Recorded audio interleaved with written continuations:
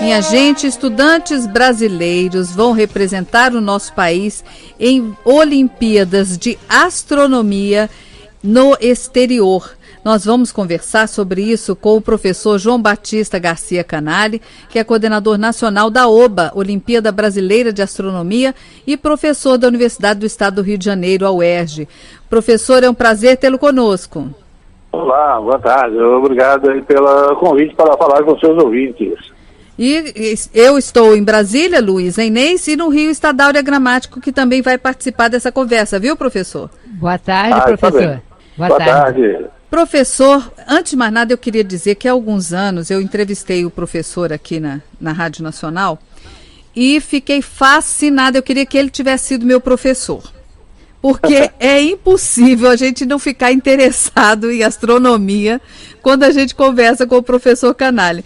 Professor, me conta aí como é que tem tantos alunos, né, que vão participar, que participaram dessa Olimpíada Brasileira e vão então representar o Brasil em vários lugares. Tem, por exemplo, a 11ª Olimpíada Internacional de Astronomia e Astrofísica na Tailândia, em dezembro, né? Tem outra turma que vai para o Chile, vai para o Chile. Que mais? Tem mais? São essas duas ou tem mais uma? Não, são essas duas equipes que vão representar o Brasil fora do Brasil, sim. E como é que é feita a seleção dessa garotada? Sim, o processo é um pouco complexo, mas a parte fundamental é que participem da Olimpíada Brasileira de Astronomia e Astronáutica, como você mencionou, e já organizamos há 20 anos, esse ano aí foi a 20ª edição dela, e com isso a gente foi ampliando a cada ano o número de participações, de escolas, de alunos.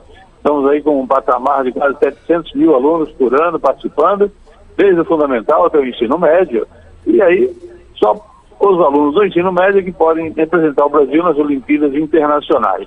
Então, uma vez que ele participou, é do ensino médio e teve uma nota maior ou igual a 7, entre 0 e 10, então ele é convidado, todos aqueles que tiveram essa condição são convidados para participarem de um processo adicional de seleção para formar as equipes que então representarão o Brasil. O primeiro passo é ele se cadastrar num site, a partir do qual ele resolve 3 provas online de múltiplas escolhas em 3 meses diferentes, entre geralmente outubro, novembro e dezembro.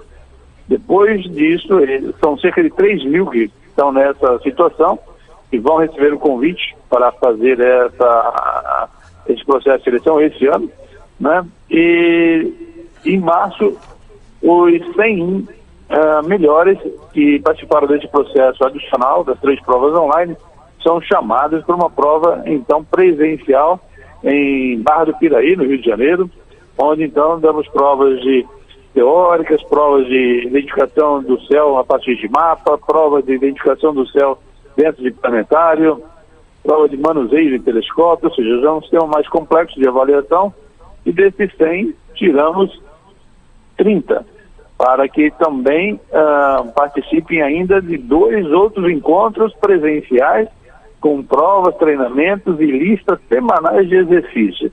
E só depois desse segundo encontro, desses 30, tiramos as 2 equipes que representarão o Brasil nos 2 eventos internacionais. Então, esse processo ocorreu de maio do ano passado até coisa aí de 2 semanas atrás, quando então finalizamos as 2 equipes que irão representar o Brasil na Tailândia, na Olimpíada Internacional de Astronomia e Astrofísica, este ano, em outubro, ou acho que é quase em final de novembro, e outros 5 alunos que vão representar o Brasil numa Olimpíada Latino-Americana de Astronomia e Astronáutica, que este ano vai ser no Chile, nos Andes chilenos, numa cidade chamada Antofagasta, e uma das atividades turísticas, entre aspas, será visitas aos telescópios europeus que estão numa montanha chamada Cerro Paranal, onde são os telescópios mais modernos do mundo. Então, certamente será uma visita muito impressionante e muito valiosa para os alunos que estarão participando dessa OLA, como chamamos, Olimpíada Latino-Americana de Astronomia e Astronáutica. E como é que os brasileiros têm se saído nessas Olimpíadas internacionais, nessas competições internacionais, hein, professor? Bem, na Olimpíada Internacional de Astronomia e Astrofísica, que ocorre em geral na Europa e Ásia, tanto é que esse ano vai ser na Tailândia, e participam dela cerca de 40 a 45 países, entre eles europeus, chineses, japoneses, coreanos, etc. O Brasil tem obtido coisas de 2 ou 3 medalhas entre menção honrosa, bronze ou prata. De 11 edições, 10 edições anteriores, não tivemos ainda nenhuma medalha de ouro. Por outro lado, na Olimpíada Latino-Americana de Astronomia e Astronáutica, da qual participam entre 10 e 12 países por ano, a equipe brasileira é super bem classificada, obtendo sempre os 5 alunos 5 medalhas, e em geral de ouro e prata, para você ter uma ideia. Então, na Latino-Americana nos saímos muito bem. Contudo, esse ano fizemos modificações no treinamento dos alunos, no processo de seleção, listas semanais de exercícios, nos mesmos moldes das questões que ocorrem nas Olimpíadas Internacionais, de modo que estamos aí esperançosos de que a equipe desse ano consiga a medalha de ouro também na Olimpíada Internacional lá na Tailândia. Dáurea? Então, eu queria saber do professor, eu estou ouvindo aqui fascinada, porque eu também sou doida por astronomia. Eu queria saber, professor, o astrônomo é uma pessoa um pouco sonhadora, né? Porque tem algumas coisas que ele nunca vai conseguir alcançar, mas está sempre buscando, sempre procurando. Além de ser sonhador, qual é outro requisito necessário para uma pessoa ser astrônoma? Eu acho que ser curioso em querer saber como o universo funciona. Eu acho que o astrônomo é um pouco assim megalomaníaco para saber em grande escala, né, como o universo funciona. Tal qual os físicos fazem suas pesquisas, né, os astrônomos querem saber como as estrelas se formam, como elas evoluem, porque temos estrelas com temperaturas de 3.000 graus e estrelas com temperatura de 30 mil graus na superfície, porque tem cores diferentes, né, está relacionado à temperatura. Temos a questão das galáxias com diferentes formas, por que elas se formam dessa maneira, como as galáxias evoluem, como as estrelas e as galáxias envelhecem, como o universo surgiu, da onde ele veio, para onde ele vai, né, por que o universo está se acelerando, se afastando, cada galáxia uma das outras. Parece que temos uma matéria estranha no meio intergaláctico chamada matéria escura. Então isso tudo desafia, né, o conhecimento humano, e a gente busca sempre entender o universo onde existimos, quer seja aqui na superfície da Terra, quer olhando para o espaço. E essas distâncias estão cada vez mais próximas, uma vez que a tecnologia espacial permite a gente ver cada vez com melhor detalhe, maior resolução, mesmo as estrelas, as galáxias mais distantes, que, digamos assim, são as galáxias do início do universo. Então, cada vez mais temos informações mais precisas e maior abundância, que permite a gente tentar entender o universo melhor. O computador é um auxiliar fantástico, não é, nessa área? Não só o computador, né, com suas capacidades de processamento cada vez maiores, mas também a astronáutica, que nos permite colocar telescópios de raio-x, de ultravioletas, ou seja, radiações que não chegam na superfície da Terra. A gente coloca o telescópio no espaço. E aí, então, ainda com mais detalhes, a gente consegue observar o universo. E uma tecnologia ainda mais recente, são chamadas as detecções de ondas gravitacionais, né? Houve alguns poucos eventos detectados, né, até agora, comprovaram previsões da teoria da relatividade, né? Mas é uma outra janela que a astronomia está abrindo para estudar o universo através de ondas gravitacionais, né?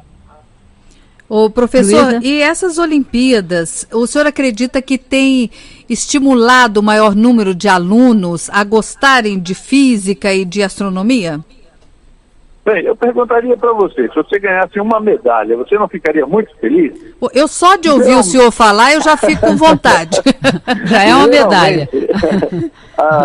Quando passamos de uma Olimpíada, almejamos ganhar algum prêmio. E na educação, a motivação é fundamental. Ninguém obriga uma pessoa a aprender algo se ele não estiver interessado em aprender. Mas quando ele está motivado, ele até estuda por conta própria, cada vez mais, já vai além do que o professor ensina na sala de aula. E agora nós temos uma verdadeira biblioteca mundial na ponta dos dedos, que é a internet. Então, um aluno, uma vez motivado, interessado, ele avança sozinho naquela ciência, nos conhecimentos daquela ciência. Então, a Olimpíada estimula o aluno, desafia o aluno. E nós entendemos que a premiação é fundamental na educação, por isso mandamos certificado impresso, pronto para ser entregue ao aluno, com o nome dele gravado no certificado. E mais, premiações são fundamentais. Por isso mesmo entregamos 45 mil medalhas todo ano. Cerca de 5% dos alunos são premiados na Olimpíada de Astronomia e Astronáutica. Também na Mostra Brasileira de Foguete que organizamos, dessa ordem são os números de alunos premiados. Um aluno premiado com a medalha está muito mais motivado a continuar estudando, não só astronomia, porque para entender bem astronomia ele tem que saber ler perfeitamente as questões, então saber ler o português, obviamente, precisa se inteirar bem da matemática, pois à medida que ele avança do ensino fundamental ao ensino médio, as provas vão precisar usar cada vez mais matemática, então ele também vai aprender mais matemática, mais física, até química e geografia também são abordadas nas nossas Olimpíadas, a história das ciências também, ou seja, a gente induz o aluno a se aprimorar em conhecimentos gerais e não só em astronomia. Por isso a gente gasta todo o nosso tempo, todo o recurso que a gente tem, organizando há 20 anos essas Olimpíadas, e o contato que temos com alunos e professores nos estimulam a continuar fazendo isso, pois percebemos que é extremamente benéfico ao professor, ao aluno, aos pais dos alunos, à escola como um todo, quando esses alunos têm um excelente desempenho nas provas que são organizadas por astrônomos profissionais, por engenheiros aeroespaciais, seja fora do âmbito da escola. Então, quando eles saem bem nesse tipo de avaliação, com certeza eles tendem a sair bem em outras avaliações também. Muito bem. Professor, eu vou agradecer. Muito obrigado. Nosso tempo aqui acabou, mas eu ainda quero ver se dá para eu falar o nome dos alunos que vão participar dessas Olimpíadas Internacionais. Se não der agora, depois do Nacional Informa, a gente volta falando o nome dessa garotada brilhante. Nós falamos aqui com o professor João Batista Garcia Canali, coordenador nacional da OBA, Olimpíada Brasileira de Astronomia, professor da Universidade do Estado do Rio de Janeiro, a UERJ. Parabéns a todos, desde aquele que não ganhou medalha, mas que entrou mesmo assim nessa Olimpíada, e que possamos ter então mais alunos motivados, não só no ensino médio, mas depois também a escolherem novas profissões, né? Um abraço, professor.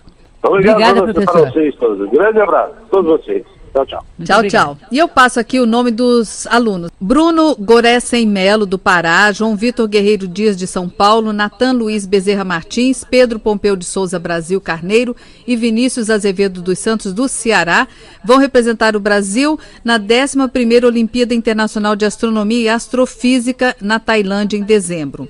Bruno Caixeta Piazza, Danilo Bissoli Apendino, Fernando Ribeiro de Sena, Henrique Barbosa de Oliveira e Miriam Arumi Koga, todos de São Paulo, fazem parte da seleção brasileira que vai disputar a 9ª Olimpíada Latino-Americana de Astronomia e Astronáutica no Chile em outubro. Boa sorte para todos!